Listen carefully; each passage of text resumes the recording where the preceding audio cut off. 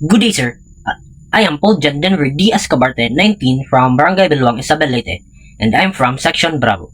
Many philosophers and scientists argue for God's existence using reasons and observations about the universe.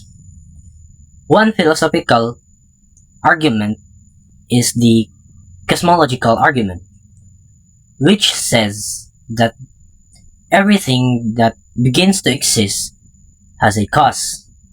Since the universe began to exist as supported by the Big Bang Theory, it must also have a cause beyond space and time, which many identify or believe as God. Another is the fine-tuning argument, where scientists observe that the physical constants of the universe, such as the gravity and the strength of fundamental forces, are extremely precise, and even slight changes would make life impossible.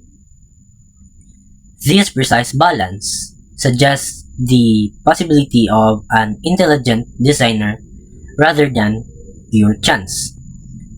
Together, these philosophical and scientific ideas lead some thinkers to conclude that a powerful being or an intelligent being cause behind the universe is a reasonable explanation.